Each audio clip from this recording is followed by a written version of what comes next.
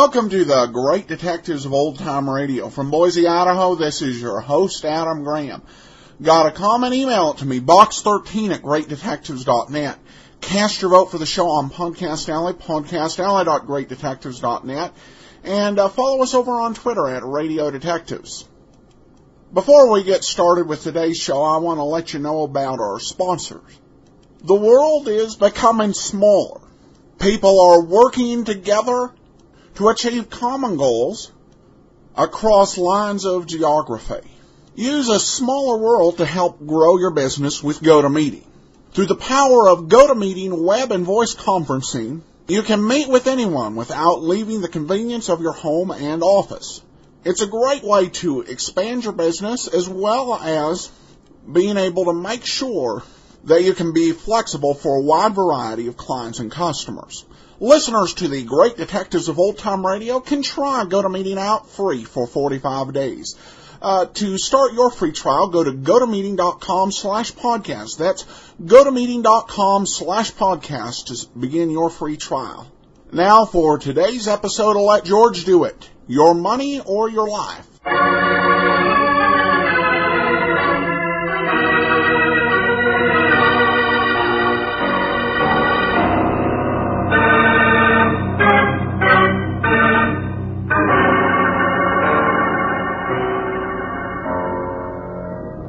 Standard of California, on behalf of independent Chevron gas stations and standard stations throughout the West, invites you to Let George Do It.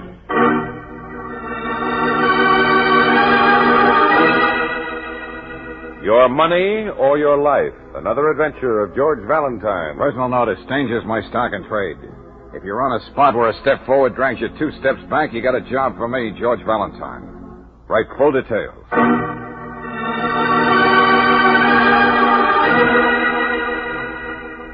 Dear Mr. Valentine, I'm taking for granted this is confidential, so here goes. A couple of days ago, I got so desperate I stole to get some dough to pay off a debt. What I want most is to see the guy I borrowed from get what's coming to him for running a racket that smells to high heaven. Maybe you heard of him. His name is Douglas Harger, and I want to see something happen to him.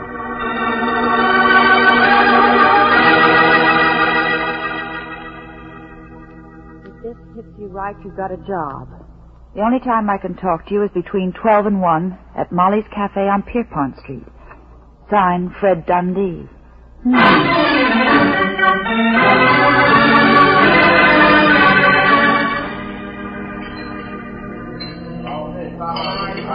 Give it a look, Fred. Don't you see I can't play ball with you? Why not? You'll be getting paid for it. Well, I can't take that kind of money. Who did you steal it from? That's my business, Miss Brooks.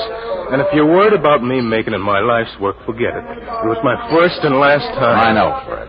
And I'd like to help you, but... Oh, sure. Bowl of chili, Mike. I suppose that's what you fellas call ethics, huh, Valentine? Well, But it's all right for Harger to make all the dirty money he wants without anybody saying a word. How can you be so sure it's Harger who's running this loan shark business? I borrowed that money from Phil Pagano. He's always going in and out of Harger's Melody Club. He works for him. Yeah? You should hear his line. Go on, kid. Your credit is good. If the wife's going to have a baby, let her have the best. Huh? You got a whole month to pay back the $250. Of course, there'll be a $100 service charge. But then we don't ask for no security, which you don't have. I tell you, I can't... Hold it, Fred. Take it easy. I know you think I was a schnook to take his money. But I wanted Peg to have everything good when she was having the kid. I couldn't borrow anywhere else because I'm in hock up to my ears now. But think of the chance you were taking when you decided to steal. Don't I know? But they wouldn't give me any more time. They didn't just threaten me. They said things would happen to Peg if I didn't raise the dough. Uh-huh. You know, there may be an answer to this. There's got to be, Valentine. It's not just myself. Think of all the other people who get squeezed and do things they never would have done to pay Harger back. That's why I couldn't just pay up and forget it. I know. You want something to happen to him. All right, tell you what, Fred. What? I'll take the job and see what I can do. Oh, that's swell. There's a little money left. I'll give you... No, Fred, no. You just make sure you hold on to that. Now I'm working for free.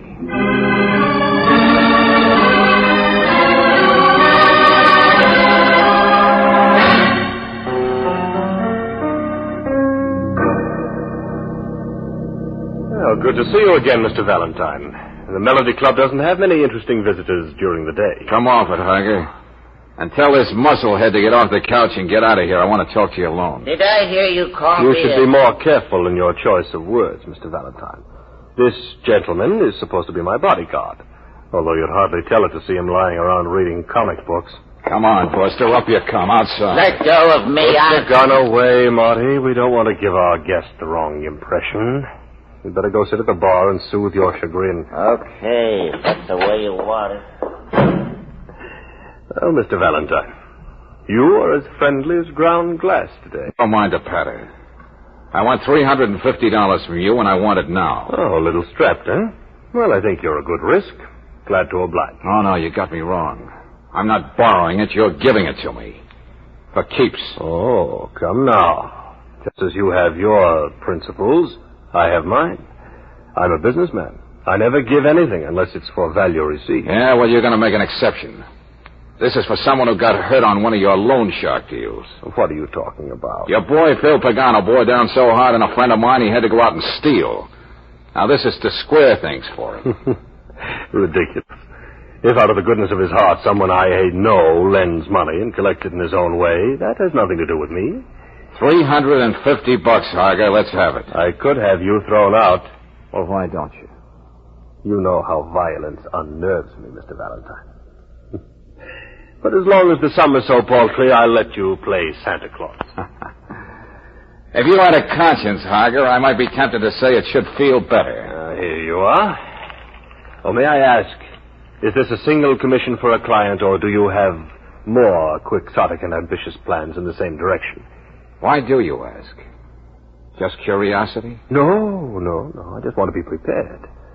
As much as I despise any form of physical conflict, Mr. Valentine, I may be forced to make another exception to my principles.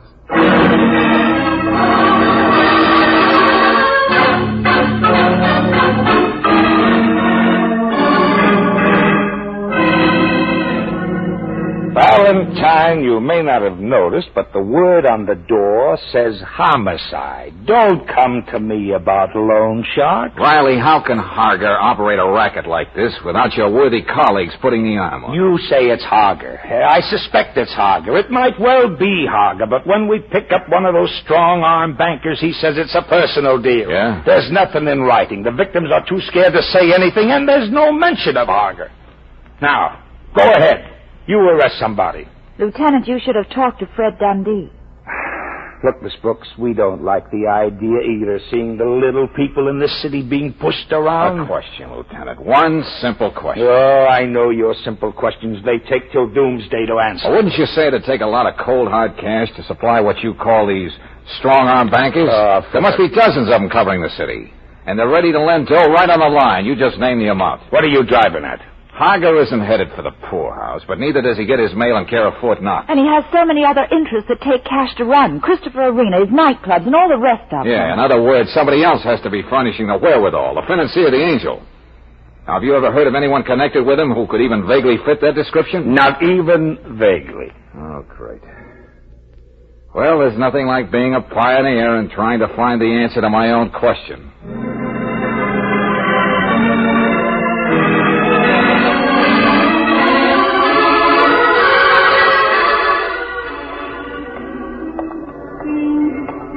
There's Pagano in there at the bar, Valentine. Yeah, I see him, Fred. He always hangs out here at Maloney's, 8 to 12 every night.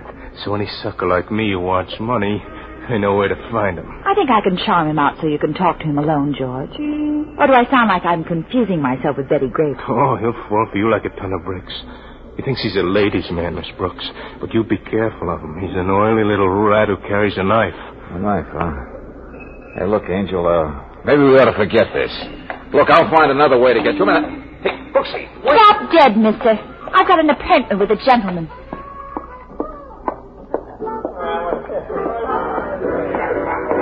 What can I get you, lady? Oh, nothing, son. Oh, hey, sweetheart. I'm good for around here. And when they come like you, I can do better than that. Much better. No, I only wanted to talk to you. Alone. Oh? Yeah. I need money. Need it real bad. Why me? Oh, names get around, you hear things. Somebody said I'd find you here. What seems to be your trouble, sweetheart? Probably nothing new to you. The show I was dancing in folded up. I held out as long as I could, and now I've got to borrow money. What's your name? What show? Vivian Dupre did a solo in Gals Can Be Pals, the Morrison circuit. Your real name, I mean, Mr. Prey. Okay. Mary Sullivan. Do I get the money? I'll pay it back. Usually I work regular. All right. Don't get so nervous, Mary. Phil Pagano will take care of you. How much do you call money? Well, I'm afraid it's got to be at least $300. Phil Pagano can still take care of you. And he's happy to. Oh, when can I have it? What do I have to sign, Mr. Pagano? Well, this is no joint to talk about something personal, sweetheart. Suppose we go over to my place and set up the deal. Well, I don't know. You trust me, don't you, kid? Oh, you know I do, Mr. Pagano. What are we waiting for?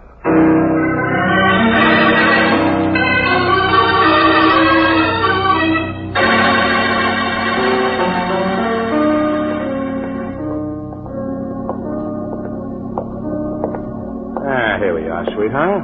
Well, I got my key. Yeah. The way you're looking around, you think you was expecting somebody. Oh, no. No, it's just that, the hall is so dark. Well, we take care of that right now. Go ahead in, Mary. Oh, no, you first. What's here? I don't know who you are, Bud, but I'm going to... Shut up. And you, babe, sit down over there. Sir? Oh, yes, sir. Copper? We'll talk when you take your hand off that knife in your pocket. Oh, so you heard about me, huh? Well, then you ought to know I let this knife do my talking for me. Now, wait a minute. Listen to me, handsome. Hager sent me to see you. Huh? You're lying. Yeah, I started working for him today. It seems he lost his respect for Marty as a bodyguard. You think I'm going to believe that? Hager says you've been charging extra interest on loans and holding out on him. You've shaken his faith in mankind, Phil. I never held out a cent in my life. Now, snap that knife closed. I want to have nice things to report about you. Well, That's a good boy. before we do any talking, what about the babe here? Oh, well, I wouldn't want her to miss this for anything. All right. You're working for Hager. But I want to know more than that. Get off me. Take your knee out of my chest. Now, who finances the setup? Who's the top man on the totem pole? I don't know. I don't know nothing. Don't. Who really runs the racket? Supplies the ready cash. Come on, talk or I'll... All right. I'll tell you. Stop it. Yeah? Leslie. Leslie who? Leslie Remsen. Out in Compton Hills. Okay. Thanks, Phil. You've been very helpful. I don't want to seem ungrateful, but I gotta do this. Oh! Sweet dreams, handsome. Well, what do I do? Cheer or just fold up like an accordion? Sorry I had to expose you to that bit of rough stuff, Angel. But even if it takes more of the same, I want to clean this thing up. Compton Hills? But there's nothing out there but fashionable estates. Yeah, I know. But that's the next stop, Brooksy. We're getting up in the world.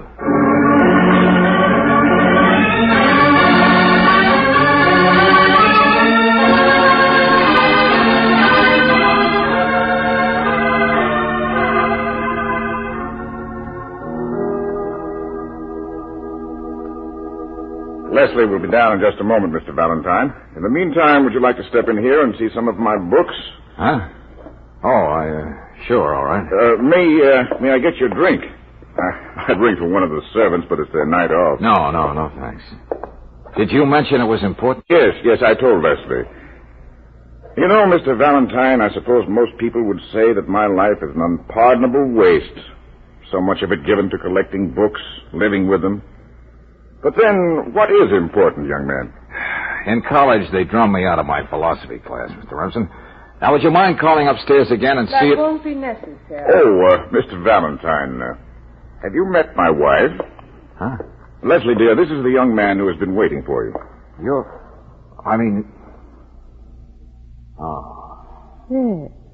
I'm Leslie. I'm sorry I'm not wearing a mustache. I understand you have some business you want to discuss with me, Mr. Valentine. Well, yes. Why don't you two stay right here in the library? Thank you, Paul. I have to phone my book dealer anyway. You know, Mr. Valentine, Leslie just can't understand my passionate interest in books. No? But then again, I'm often baffled by her interests. even though I understand him. Well, good night. I received a very enlightening telephone call while you were waiting, Mr. Valentine. Then you ought to know why I'm here, Leslie. Or, I suppose I ought to start calling you Mrs. Remsen. No, I like Leslie better. You seem to think I'm masterminding some sort of minor crime wave. Aren't you? That was a melodramatic way of putting it. The question is, what are you going to do about it?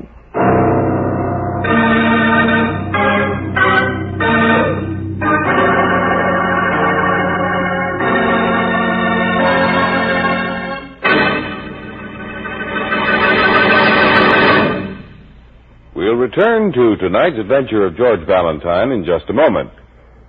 Did you know that in the early 30s, the oil industry had to meet the challenge of new, high-powered cars? A plain mineral oil just couldn't lubricate the new, powerful engines properly. Engineers at Standard of California met the problem with compounded RPM motor oil, the oil that won't run away from internal engine hot spots, that keeps a protective film on all parts when a car is standing cold, and that cleans your engine as it lubricates. One motorist quick to see the advantages of RPM motor oil is F.B. Stormont of Tombstone, Arizona. Mr. Stormont started using RPM in 1936. He states that he has been a constant user of this premium motor oil for the past 13 years. He's driven the same car all these years, driven it close to 100,000 miles with only one major overhaul job in all that distance. Well, that's really protection you can trust. And to give your own car this superior protection, stick to RPM motor oil. Ask for RPM at standard stations and independent Chevron gas stations where they say and mean, we take better care of your car.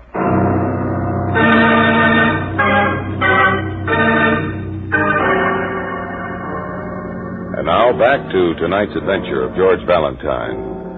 You're not surprised to find a hard-bitten operator like Douglas Harger mixed up in the loan shark racket that has victimized your client. You're not surprised when you run into assorted forms of mayhem.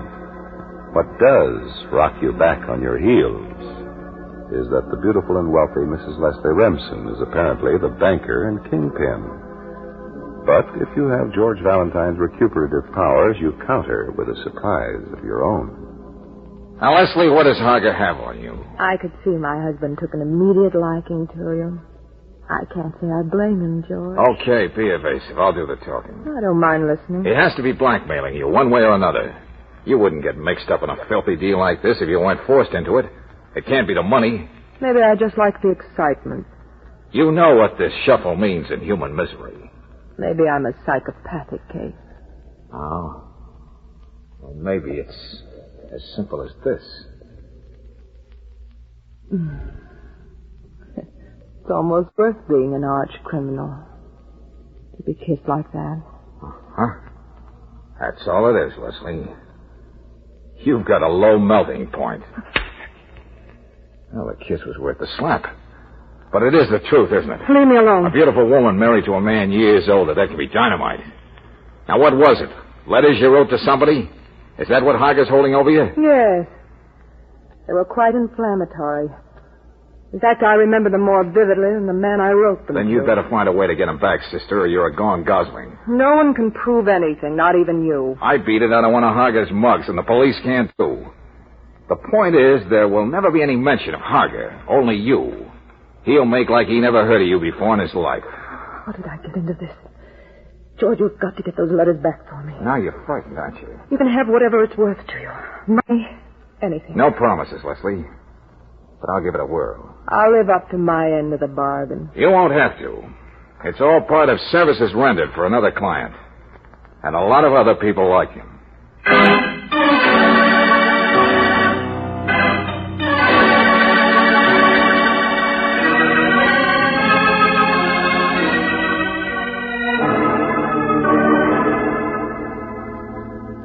Now look, Fred, I've got an idea. A way to take all the pep out of Harger. And if it works, what happened to you and Peg won't ever happen to anyone else. Let me have it. I'll do anything. I've got to get some letters out of Harger's safe at the Melody Club. Huh? Letters signed Leslie Remsen. I don't know much about blowing safes. Now, I could try to scare him into giving them to me at the point of a gun, but he knows I wouldn't shoot him. Yeah? But, and this is where you come in, if someone with a nervous trigger finger and a man-sized grudge walked in, Hager would really sweat. I see what you're driving at. Sure. You put on an act. You don't like the way you were taken for a ride. You're going to get even. You want him to open the office safe so you can help yourself. I'll put on an act that could get me a Hollywood contract. Now, Fred, you know there's a risk involved. But we've got to have those letters. You've got them. But there's just one thing. What's that? That gorilla, Marty, is always following Hager around. He never lets him out of his sight. Okay, that's my job. I'll get Marty off the scene. At 9:30 tonight, Hager will be alone at the Melody Club. That's when you walk in.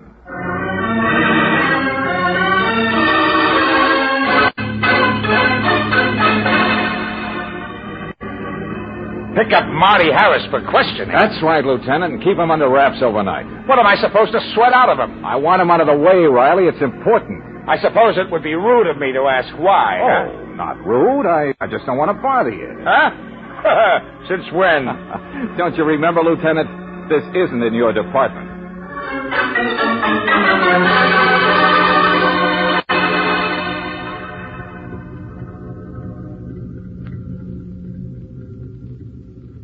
George, down the alley. There's Fred now. Yeah, good.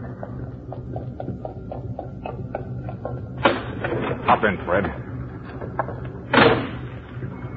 Well, they're all right, here. Good boy. Have any trouble? Just trying to act nervous. I had to slug Hager to give me time to get out. That must have thrilled you no end. Drive around the block, ain't you?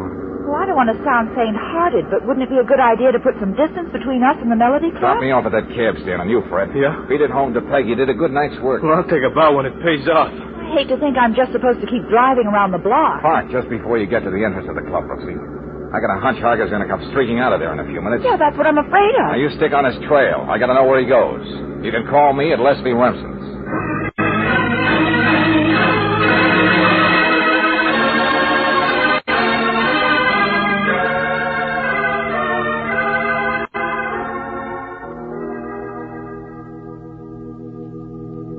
Oh, I'm sorry, Mr. Valentine, but you just missed Leslie. Oh. She seemed rather in a hurry, too.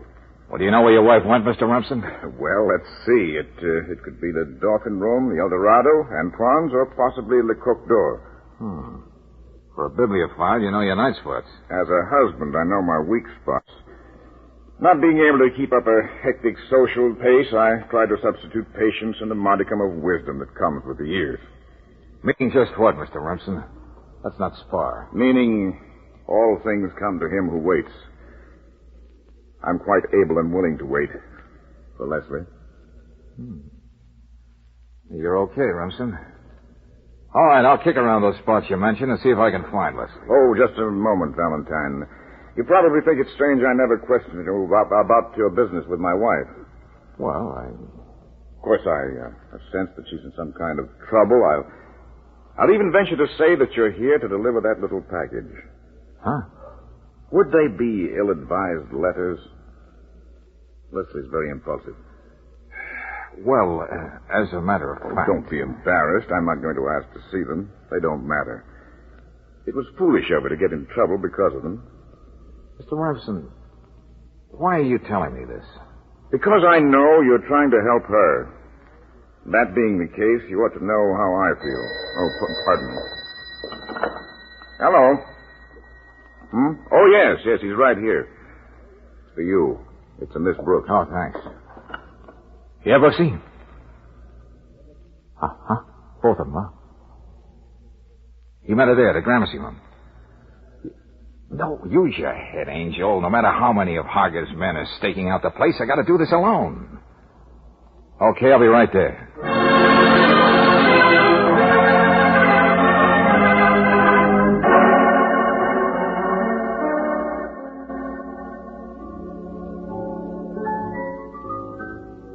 You must think I'm a fool, Douglas. You had no choice but to sign it, Leslie. You never asked me to sign receipts for money from any of your collectors before. I decided we should be more businesslike. Yes, and to avoid any stigma of blackmail, I'm going to let you have your letters back. Well, what's this gentleman trying to say you now, Leslie? George. Sorry, we can't ask you to sit down, Mr. Valentine. Why, thanks, I will. A business conference? George, Douglas said that if I sign these receipts, he'd let me have my letters back. Letters? What letters? Have you any letters belonging to the Lady Hager? I made a mistake some time ago not teaching you to keep out of my affairs. I never make the same mistake twice, Mr. Valentine. You know, I wouldn't be surprised if these were the letters you meant. George, you did get them. Uh-huh. So, that's why you wanted me to sign these, Douglas. You had to find some other way to keep me under your thumb. Nice try, Hager. You don't think you're going to keep those letters very long, do you? Oh, I know you've got your private goon squad sprinkled around. Seems quite a shame. My long-cherished principle of non-violence should go overboard this way. I'll take them, George. They won't dare touch me. Take it easy. Buster's playmates don't know the meaning of the word chivalry. You're a realist, Mr. Valentine. I admire that in a man. Why, Georgie, what a lovely surprise. What? The most wonderful thing just happened. Brooksy, why didn't you do as I told you? Well, fancy seeing you here. And as I live and breathe, my old friend Douglas Hager. Good evening, Lieutenant. It's a funny thing, George, how I ran into Lieutenant Riley. You know, there's a big policeman's ball tonight. No, I didn't. Oh, sort of a spur-of-the-moment affair, you know. Yes, and he wants us to come along as his guest, darling. He's even got a squad car outside. A squad. Yes, sir. How swell. You'll join us, won't you, Leslie? Yes, I'll be happy to. We'll be with you in a minute. Well, don't be long now. We'll wait for them at the bar. Why, you bet we will. You wouldn't care to go to the policeman's ball, would you, Hager? I'm afraid I shouldn't be very good company. You know, Valentine, I relish having you as my private nemesis. If it weren't for you, my life would be much too pallid and uncomplicated. I look forward to our next meeting. Good night. Yeah. May I have those letters now? No, Leslie. Finders keepers. What? Yep. I think I'll just hold on to them now. Oh, incidentally, your husband is waiting for you. You know, I do a lot to keep Paul from getting hurt. He's a very nice guy. Wait a minute. I get it. Blackmail. With a good housekeeping stamp of approval.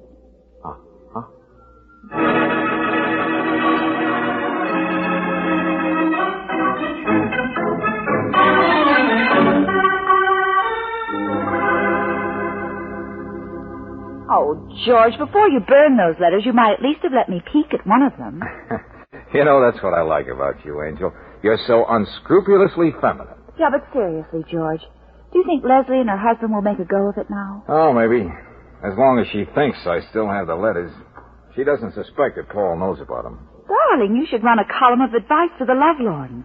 Dear editor, my young man, who shall be nameless, keeps putting off popping the question, what shall I do? Signed, Anxious. Oh, I get it. Dear Anxious, after seeing your beautiful pictures, I'm convinced your young man is a half-wit. By no means marry him. Insanity is hereditary. You can't win.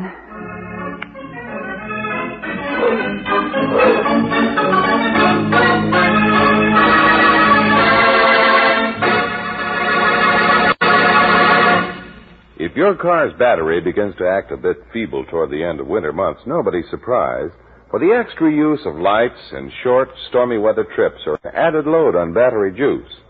But one way you can be sure of giving your battery longer life is by using Chevron Supreme gasoline. This premium quality fuel puts command performance in your car. Fast starts with little or no drain on your car's battery, smooth acceleration, extra power, high-octane power that makes it great on hills. And it's a battery saver wherever you drive in the West because it's climate-tailored. That means fast starts for your car in each different altitude and temperature zone. So for economy and for all-round command performance from your car, be sure to say Chevron Supreme Gasoline. Ask for it at independent Chevron gas stations and at standard stations. But they say and mean, we take better care of your car.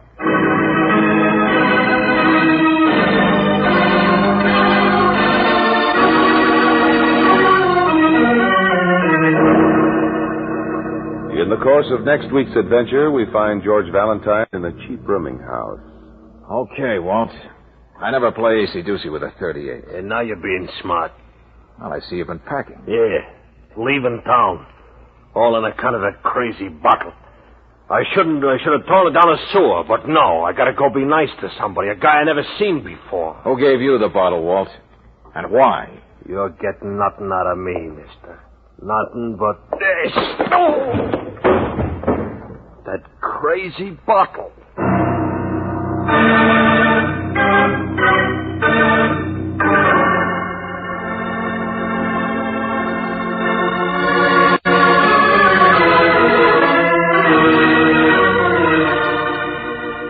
Tonight's adventure of George Valentine has been brought to you by Standard of California on behalf of independent Chevron gas stations and Standard stations throughout the West. Let George Do It stars Robert Bailey as George with Francis Robinson as Brooksy. Wally Mayer appears as Lieutenant Riley. Tonight's story was written by David Victor and Herbert Little, Jr. and directed by Don Clark. Also heard in the cast were Larry Dobkin as Harger, Gene Bates as Leslie, Ed Von Eltz as Paul, Don Diamond as Fred, and Eddie Marr as Pagano. The music is composed and presented by Eddie Dunstetter. Your announcer, John Heaston. Listen again next week, same time, same station, to Let George Do It. This is the Mutual Don Lee Broadcasting System.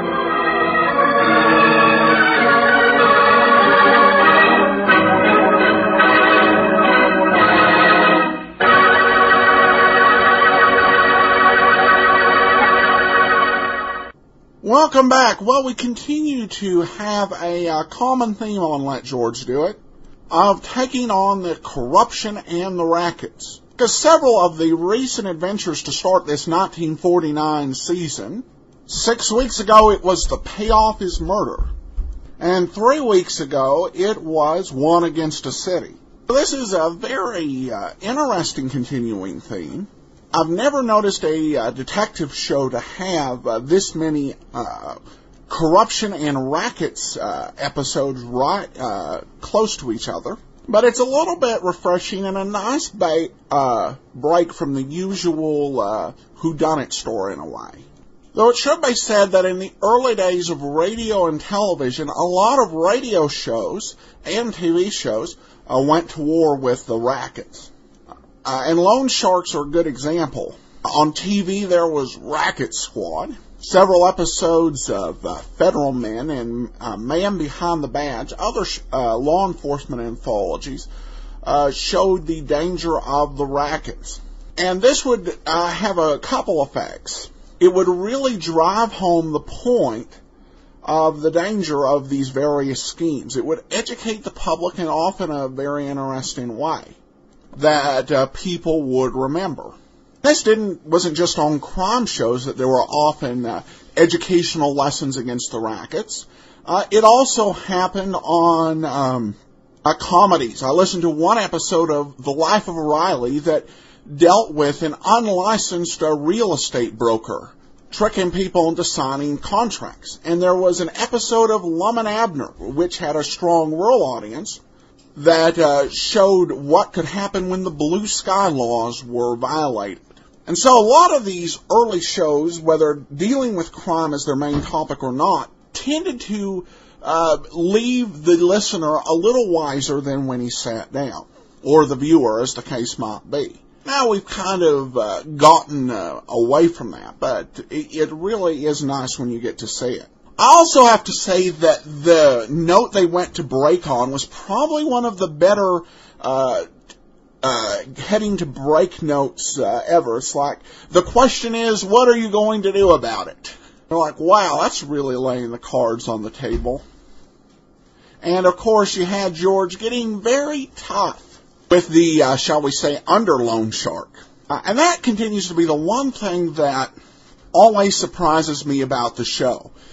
In some episodes, the solution to the crime can be as cerebral as listening to Sherlock Holmes. In others, he gets tougher than pretty much any other detective, so you never know what to expect. So be sure to listen next week. For now, though, if you have any comments, send them to box13 at greatdetectives.net. Cast your vote for the show on Podcast Alley, podcastalley.greatdetectives.net. And let us know which you would like to hear this year, Candy Matson or Nero Wolfe. And if you don't know which, you can go to candyvnero.greatdetectives.net. And always become a friend on Facebook, facebook.greatdetectives.net. From Boise, Idaho, this is your host, Adam Graham, signing off.